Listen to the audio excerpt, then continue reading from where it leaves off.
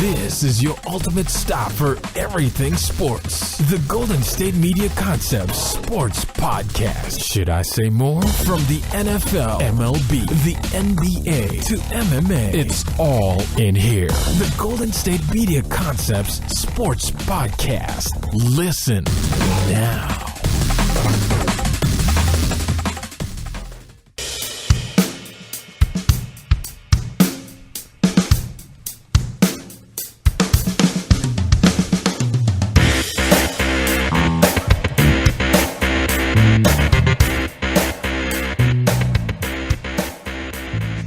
Thank you for listening to the Golden State Media Concepts Sports Podcast, where we discuss all the news in the world of sports. My name is Ben. And I'm Pauline. We're back here in the studio together on a Monday. You were MIA last week. That's I was. Okay. I was gone. How you been? I haven't seen you in a while. I know. I feel like it's been a very long time. I'm doing well. I'm, Monday. Early Monday Do you have morning. a case of the Mondays going on? I do today. I don't know why.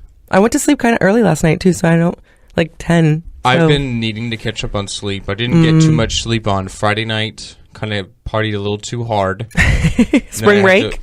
So I am on spring break, yes. So I'll definitely catch up on some of that this week. But partied a little too hard on Friday. Had this a birthday party for someone turning 21. So you can kind of entail how that went. And then I worked Saturday and Sunday. So just definitely looking forward to tonight to catch up on some sleep. But another reason I'm not sleeping is because of how great these basketball games have been. Oh, yeah, I know. The NCAA Tournament is in full effect. We're now in the Sweet 16. I am literally just a lot of fun. Super, super excited. And I guess that's where a lot of our conversation will go today, especially in the first segment here, because it's just so relevant. I want to just kind of get it not out of the way, but it's fresh on the mind. Right. Just watching pretty much games all week. I feel like yesterday we had really a fantastic day of college hoops. One of the best. Saturday was good as well. We'll talk about a little bit about Saturday, and then we have yesterday as well. So, but it was absolutely fantastic yesterday in particular. Right off the bat, you had Michigan and Louisville, you had Kentucky and Wichita State. Both of those games were absolutely fantastic. But let's jump into Saturday. I mean, we do have a lot. We can technically cover Friday's games as well, but let's just look at basically the weekend. I mean, Friday we did have a couple of upsets. USC just literally killed my bracket with the SMU victory there, because I did have SMU actually in the Elite Eight. Okay. So I got literally totally, and really that whole entire East region, and we'll discuss it. You can basically just rip up your East region, take off that corner of the bracket, because it got literally destroyed. And that happened on Saturday because Wisconsin upset number 1 Villanova. Yes, I was just discussing this with my friend last night. And I was like, I always pick the team that's going to get, because I had Villanova going deep. I had Villanova in the title game. So, yeah, so did I. And so I was like, I should have known, because I picked them to go far, that they weren't going to go far. Well, I mean, I always do bad. But anytime I make a prediction. Yeah, I had Villanova in the title game, but they did lose in the second round to number 8 Wisconsin, 65-62. Yeah. Nigel Hayes with the go-ahead bucket there with only seconds remaining. And I really kind of feel bad for Wisconsin, because they're an 8 seed, and this was really a scary game. Coming in, I was big on Villanova, obviously reigning champions. Good guard play with Jalen Brunson, Josh Hart. But I was really, really worried about Wisconsin, because as an 8 seed, Wisconsin really got shafted on their seeding. They kind of limped into the NCAA tournament and the Big Ten tournament, dealing with a lot of injuries. But the experience they have with guys like Nigel Hayes, as I mentioned, Bronson Koenig, these are guys who have been to multiple Final Fours now, and they got an 8 seed. They kind of got shafted there, but they're certainly proving the doubters wrong with their victory over Villanova. Right. They're now in the Sweet 16, and they will be taking on number 4 Florida on Thursday, after Florida literally just straight up killed Virginia, 65-39. I was having to kind of, I didn't watch that game, so I had to kind of peek in on my phone and everything like that. And it was one of those things where I kind of did a double take, because I was like, is this a halftime score? It was 31-17 at the half, and then at one point it was 40-17. And so I was like, what?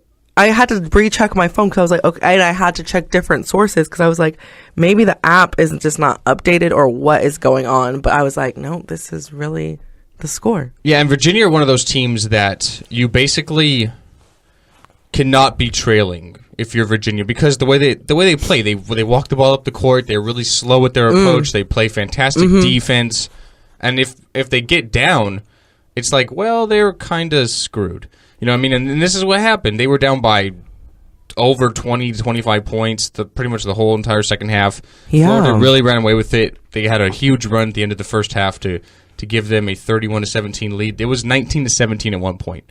So Florida ended up on a 12-0 run at the end of the first half, and then they kind of just coasted from there. So in the East region, you have number 4 Florida against number 8 Wisconsin. And then, you know what? Number 7 Michigan yesterday against number 2 Louisville.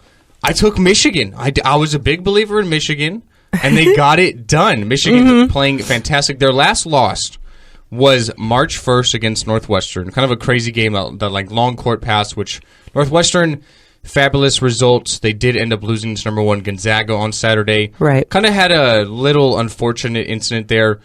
They were down by like 5 with only like 5 minutes left. They were down by as much as 20 at the time as well.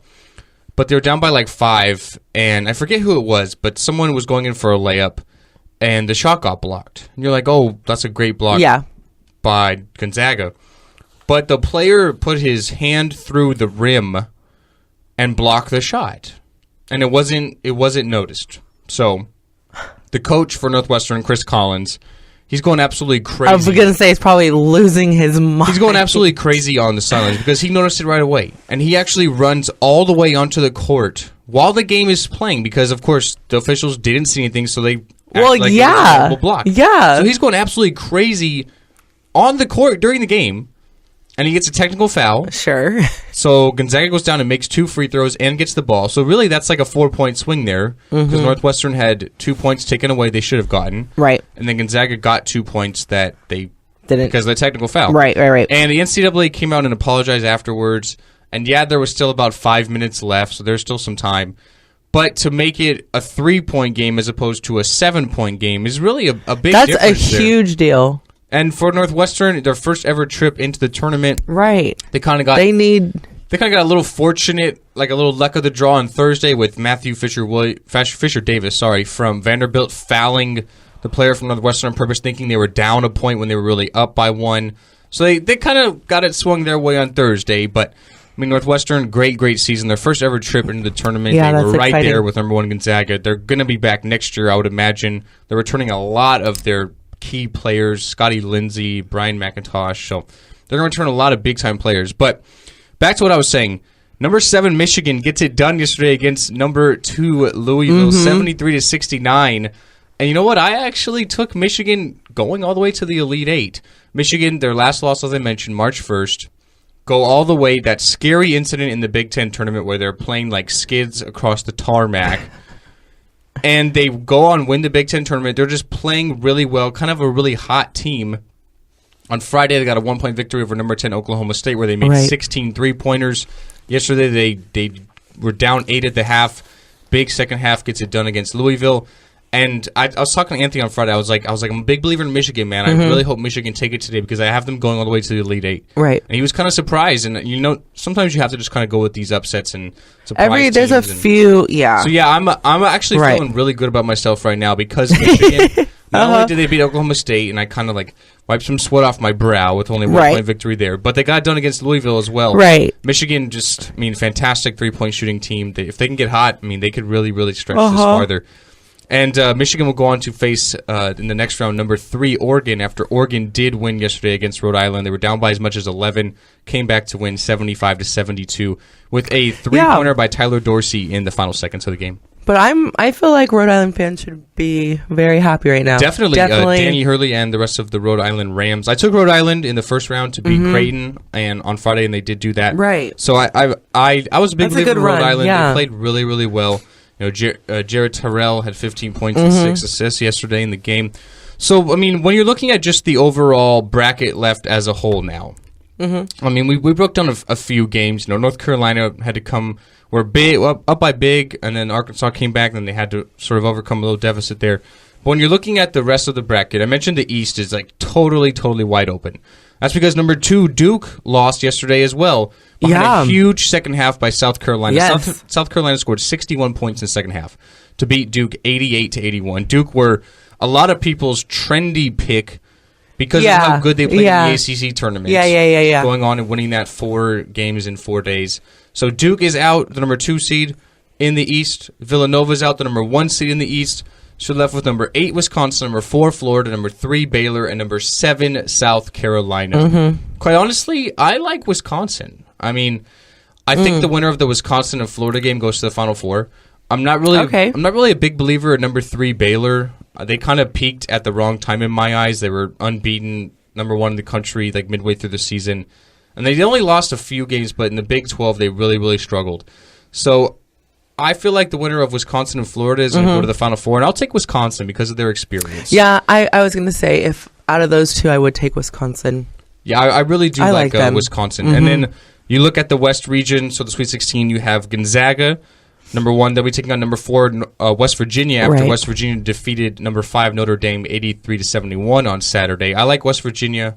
I did predict that round of 32 matchup there. Okay. And I'm taking West Virginia over Gonzaga as well, so I did pick that. I do like the experience and the great coaching of Bob Huggins in the tournament.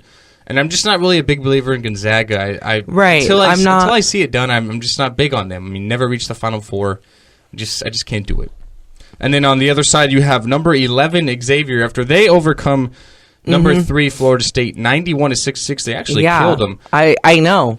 And number 11, Xavier, is the only double-digit seed in the Sweet 16, which is something you usually see a lot more of. So, good for Xavier. I did have number 3, Florida State, losing in the round of 32, although I did pick Maryland. Okay. So I had Maryland going to Sweet 16, although it was Xavier. So, technically, the winner of that game did go. So, I guess I'm kind of right on that one. And then number 2, Arizona defeats St. Mary's 69-60 on Saturday. So, we have Gonzaga against West Virginia in the West, and then number 11, Xavier against number 2, Arizona.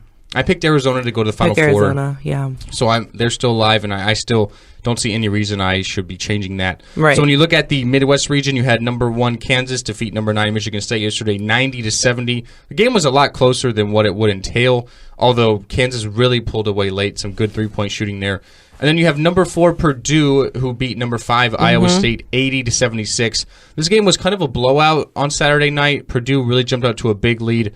Then Iowa State really came back in the second half there. They had the lead at one point with a couple minutes left, but Caleb Swanigan and company do get it done against number 5, Iowa State. So you're going to have number 1, Kansas against number 4, Purdue.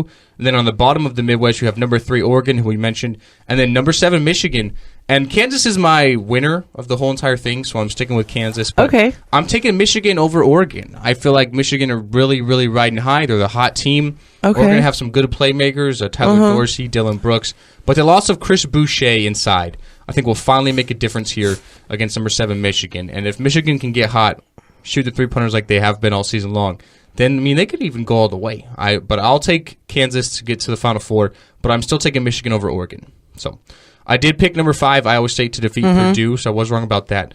But the rest of my matchups did go as according to plan there in the Midwest. So, and then on the South, we have North Carolina taking on Butler. This is the only bracket, or region, I should say, where it was chalk all the way. We have 1 through 4. So we have a UNC against Butler, and then we have number 3, UCLA. Great performance last night from Lonzo Ball in the second half, especially. He had 19 points, 7 assists, and 19 points, 9 assists, and 6 rebounds. And then number 2, Kentucky, after a fabulous game yesterday. I'd say by far the best game of the day yesterday was number 2, Kentucky against number 10, Wichita State. Kentucky wins 65-62. Wichita State had a chance late, but they had a couple of three-pointers blocked. Right. Good defense by Kentucky. So we have all chalk. We have North Carolina against Butler, and then UCLA against Kentucky, which, I mean, that ought to be a fantastic matchup. Yeah. I'm definitely looking forward because I feel like Kentucky, that's my team. But I did pick UCLA. I have UCLA going to the Final Four. Kentucky's my team. They have a good balance with the guards of De'Aaron Fox and Malik Monk and then Idris Adebayo inside. But UCLA, their offense is just so dang good. Yeah. I mean, you saw what happened yesterday in the second half against Cincinnati. You were there on Friday when they played Iona. Or I'm sorry, when they played Kent State. Kent State. 97-80 in that game. So, I mean, they could get hot. great shooting on the outside with Bryce Alford, Isaac Hamilton. They have Lonzo Ball. Inside, you have TJ Leaf, you have Thomas Welsh, and you have Aaron Holiday off the bench who can provide a spark as well. Started pretty much every game for them last year before Lonzo came in. So UCLA can just get hot and score with the best of them. And I have them going to the Final Four, but the matchup against Kentucky on Friday ought to be fantastic. Yeah, it's going to be a lot of fun. All right, so that's our Sweet 16. Obviously, we're going to preview a lot more of it on Thursday when you're here with Anthony, Pauline, and then on Friday we'll recap and then preview with Anthony on Friday for the Friday games. But definitely looking forward to it. I'm definitely excited. How are you doing on your bracket, though? Do you know how many of the Sweet 16 you got right? I'm thinking, okay, so I didn't officially write one out. It's okay. Because I was devastated. I talked to Anthony about this on Thursday. I was devastated with I'm UC Irvine fan. So, and they didn't even make it to the tournament. So I honestly was just I've been so far just rooting for Kansas because I wanted them to kill UC Davis, which they did. And I called that 100 points. That 100 points because I was talking to my dad and I was like, definitely if they hit 90 plus, they're scoring minimum 100. I was like, if they hit that 90 mark, minimum 100. And so that was basically my entire bracket right there. I just wanted Kansas to. Yeah, well, I honestly, that was what I wanted. So I didn't write one out this year just because I truly was that hurt about everything. It's okay, and I was like, I don't want any of these teams to do good. I mean, it happens. I'm with that you. one hurt me. That one did hurt me. So Kansas won. So I'm just gonna have Kansas going all the way down. I have Kansas going all the way and winning. I did have, as I mentioned, Villanova in the title game. But as far as my Final Four, I have 3 of the 4 still remaining. Gotcha. The Sweet 16 teams, I picked 9 of them, so I don't feel like that's too bad. That's not too shabby. Yeah. It's not too bad. So I will pat myself on the back, especially for Michigan. I'm a big believer in Michigan. I had them getting all the way to the Elite Eight, which are still alive. So we'll take our first break of the show. We're going to stick with basketball. We're switching over to the pros now. The Cleveland Cavaliers rested pretty much everybody on Saturday. They had me and Pauline in their starting lineup because everyone was out. And then yesterday they played everyone against the Lakers. But everybody's kind of definitely disappointed. This whole resting thing. We'll talk about it, what our thoughts on it. LeBron James definitely has something to say about it yesterday. And we'll talk about all that right after the break here at the GSMC Sports Podcast. Tired of searching the vast jungle of podcasts? Now listen close and hear this out. There's a podcast network that covers just about everything that you've been searching. The Golden State Media Concepts Podcast Network is here. Nothing less than a podcast bliss with endless hours of podcast coverage. From news, sports, music, fashion, cooking, entertainment, fantasy, football, and so much more. So stop lurking around and go straight out to the Golden State Media Concepts Podcast Network. Guaranteed to fill that podcast itch.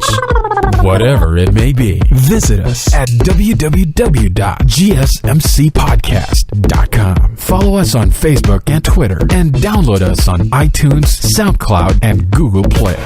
Welcome back into the GSMC Sports Podcast. So on Saturday, Cavaliers rested really everybody. Rested LeBron James, Kyrie Irving, Kevin Love, who's surprisingly back. Talked about it last week. Yeah. And they lost by 30 to the Clippers, 108-78.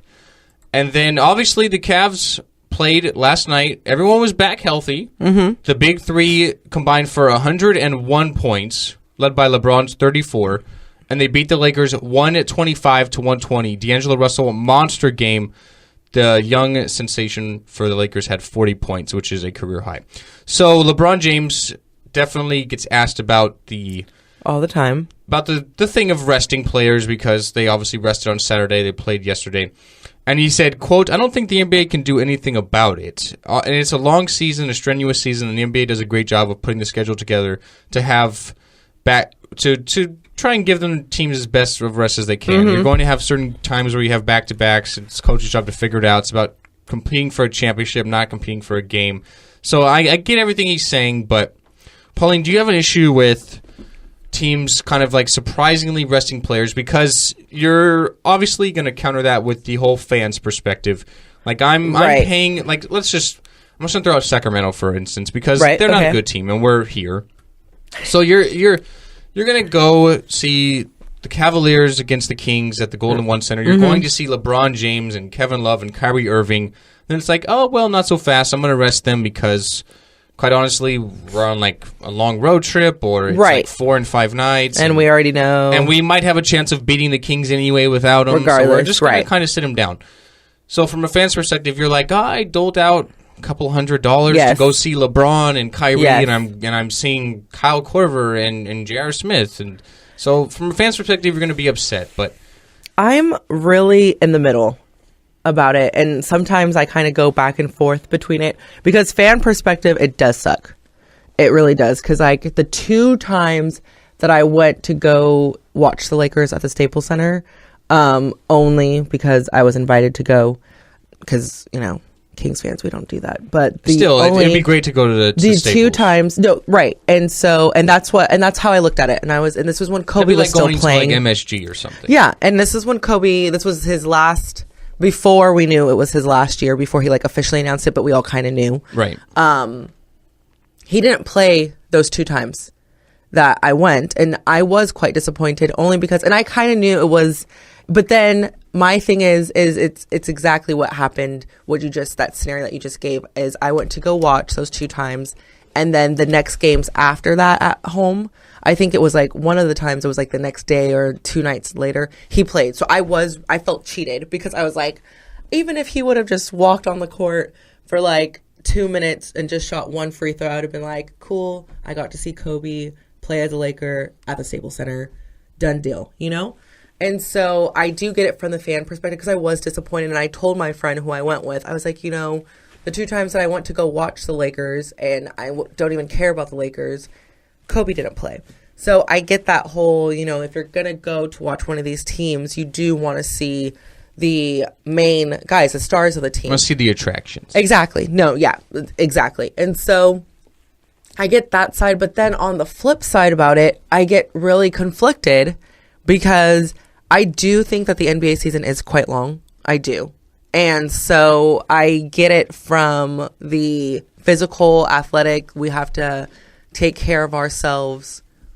So rest out on some of these games when we kind of know that they're givens as far as the major teams like the Cavs and things like that are concerned. So I get where they're coming from. And unless the NBA was to somehow, some way shorten the schedule, whatever, I think it's just going to be a new trend that's going to continue to happen, and it's going to get more and more popular and attractive to other teams and situations as well. So I agree with pretty much everything you just said. I mean, the Spurs kind of started it with I guess you can say the aging big 3 of Duncan, Parker, Ginobili. They kind of started the trend, and now every team seems to be picking up on it more and more. And this year, it's really, really taken off. Yeah. But what needs to happen is not going to happen, and that's what I'll say, is because the NBA players and these media markets are getting so much money for all these games. You have 82 games in the NBA. That's 41 home. If anything, the season will get longer. What they need to do is not going to happen. They need to shorten the season. Yeah. What I would do is you have a home game against every team in the NBA and a road game against every team in the NBA.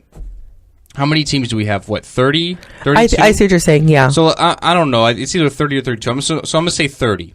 I believe it is 30. So you have 29 home games. You have 29 road games. You're looking at that, you have 58 games. That eliminates things like back-to-backs.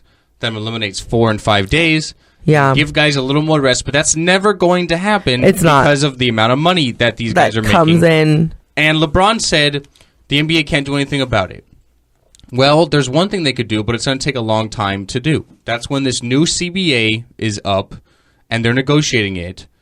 They could always try to put in some clause that says, hey, if you don't play because of strictly rest, you don't get paid that night. Or you need to compensate something. The league. I see. You need to compensate the league because we're putting our big primetime Saturday matinee or Saturday night fixture being the Clippers and the Lakers, or the Clippers and the Cavaliers. And it's really the Clippers against the Cavaliers D-League team because the top 3 players are not playing. Yes. So we're expecting to get like a 10 rating and we're getting a 3. So you could maybe somehow compensate that by saying, hey, you need to give us back something for resting these players. Or there's a minimum contracts, of rest days or something. Or in the players' contracts, if you don't play because of simply rest, you do not get paid that day. Yeah. You don't get that game check. If you're resting because you're injured, then I understand. Sure, But if you're doing yeah. it just simply for rest, then you don't get that. But you know what? That's not going to happen. Nothing's going to happen. I feel like the same thing should happen in baseball. In baseball, you either eliminate the designated hitter or you give the National League designated hitter. You have one home series against every team in the league. You have one road series against every team in the league. You have 162 games in baseball. In basketball, you have 82 games. The problem is you have so many meaningless games in baseball and basketball. Truly. Look at the NFL. How many times do you go to Week 17 and there's playoff implications in more than half of the games, whether it be seeding or this team versus this team, the winner is the winner of the division, like we had with the Packers and Lions last year. The problem is there's too many meaningless games in basketball and baseball, and that's why these teams can get away with it. Oh, we're playing the Clippers. We're on a long road trip. We'll rest all these guys, and then we'll play the Lakers tomorrow and win. Yes. There's too many meaningless games. If you don't have any meaningless games, then you're not going to rest players. So that's what they need to do, but it's never going to happen. There's just too much money involved in everything. Yeah. But we'll take our last break of the show, kind of ranted there. And then we'll kind of get to some, I guess, happier news. We have found Tom Brady's Super Bowl jersey. Quite honestly, the last two of them. And it's not from somewhere you would expect. We have the United States in the semifinals of the World Baseball Classic after a nice victory this weekend against the Dominican Republic. And what is Tiger Woods' situation in next month's Masters? Woods. We'll talk about all that right after the break at the Golden State Media Concepts Sports Podcast. Don't you guys go anywhere.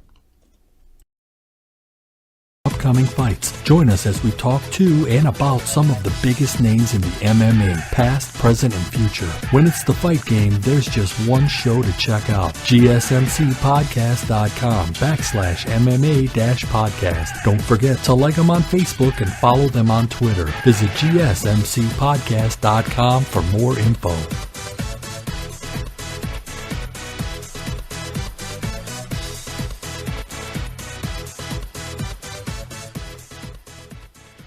So the curious case of Tom Brady's stolen Super Bowl jersey, and I'm not jersey, but jerseys, has been recovered. We're not sure exactly from whom or where, but it was found under the possession of an unidentified member of the international media, according to the NFL. It's so random, right? The international media. So someone who like literally comes over from, I don't know, what, someplace in Europe, like, someplace probably like Spain or something. I was thinking Spain or Portugal.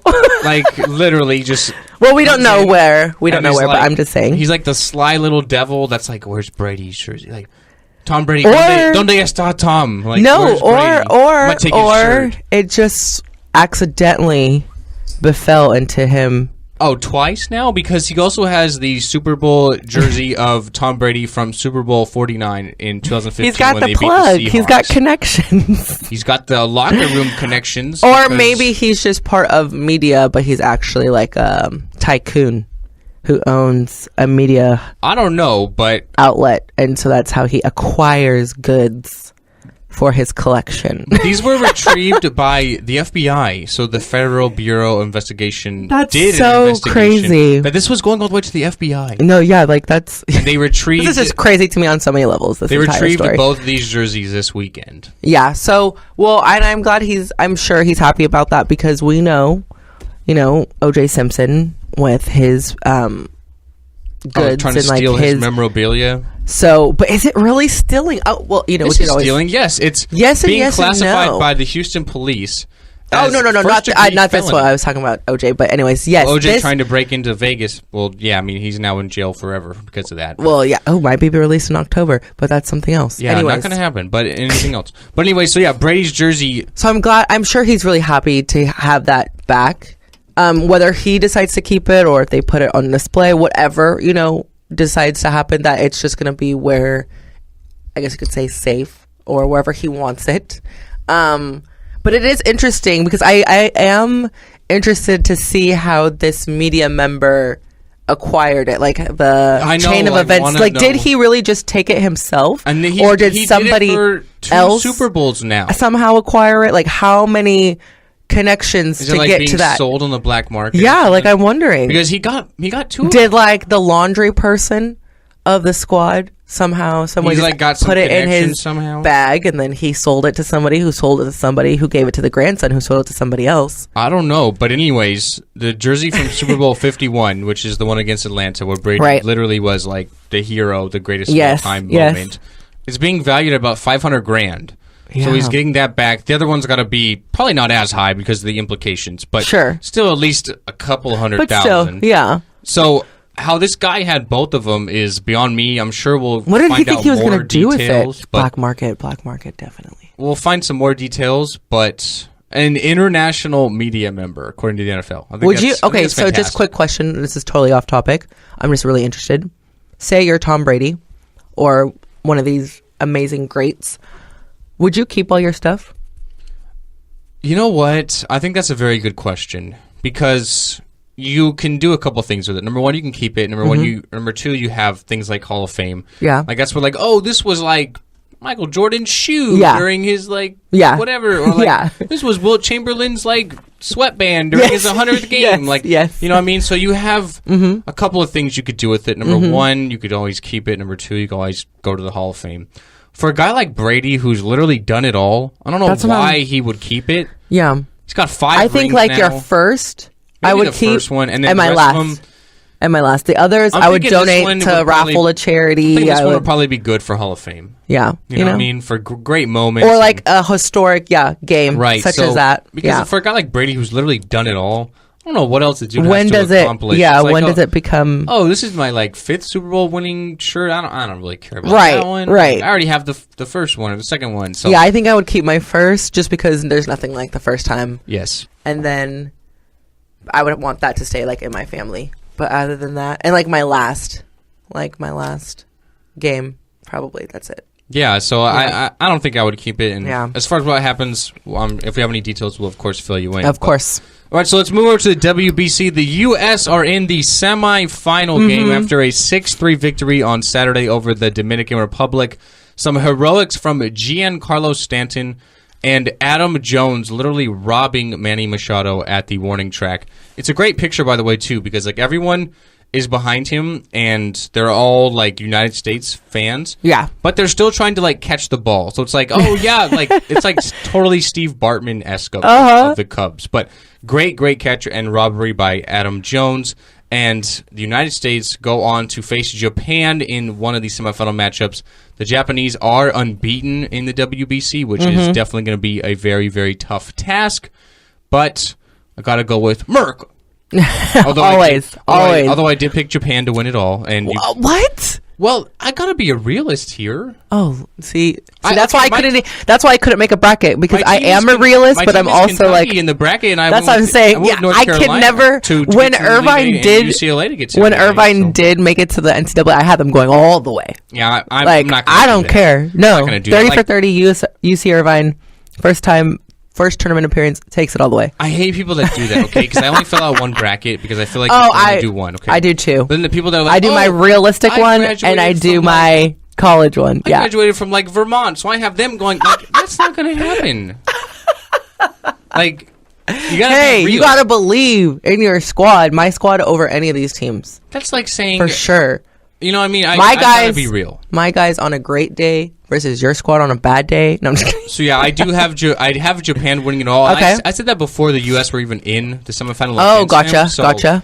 Okay. I would still pick Japan to beat the United States because, I mean, Japan are very, very talented, as are the U.S., but I'll go with Japan. They're unbeaten. They've done it all so far. Yeah. And the other semifinal is the Netherlands against Puerto Rico, who Puerto Rico topped Group F, which included the U.S., Dominican Republic, and Venezuela. So there's that. And then before we end the show, really quickly, Tiger Woods, he's hopeful to play in the Masters, but he needs to get back, no pun intended, physically. Of course, Tiger, he appeared on Good Morning America this morning, and he was asked whether he would return for the Masters, which starts on April 6th. And he said, I hope so, but he's really not too sure.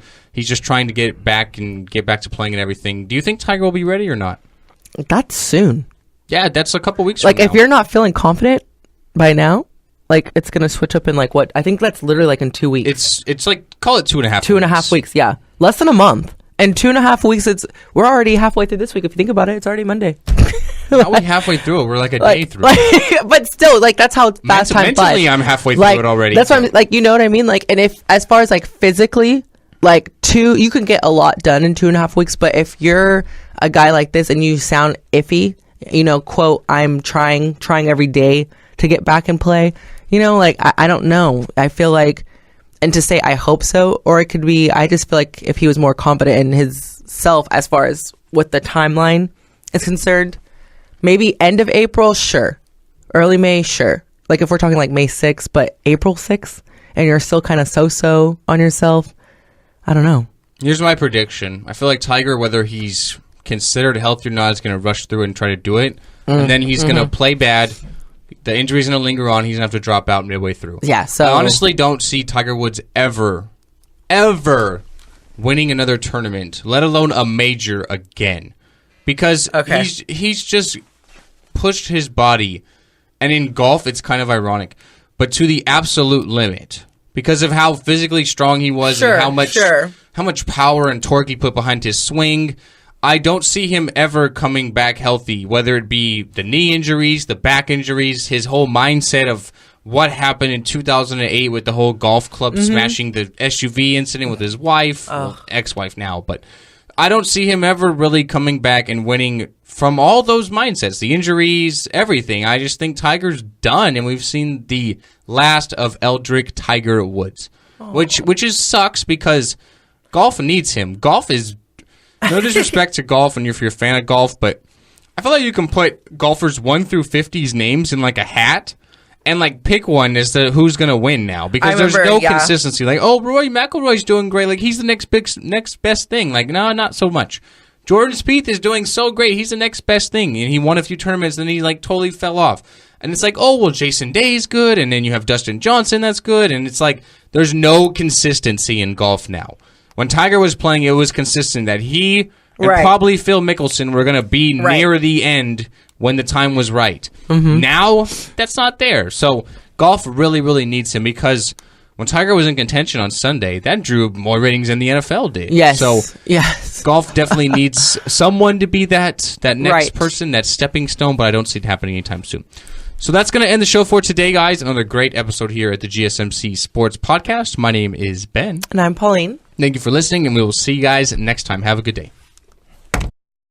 You've been listening to the Golden State Media Concepts Sports Podcast, part of the Golden State Media Concepts Podcast Network. You can find this show and others like it at www.gsmcpodcast.com. Download our podcast on iTunes, Stitcher, SoundCloud, and Google Play. Just type in GSMC to find all the shows from the Golden State Media Concepts Podcast Network, from movies to music, from sports to entertainment, and even weird news. You can also follow us on Twitter and on Facebook. Thank you, and we hope you have enjoyed today's program.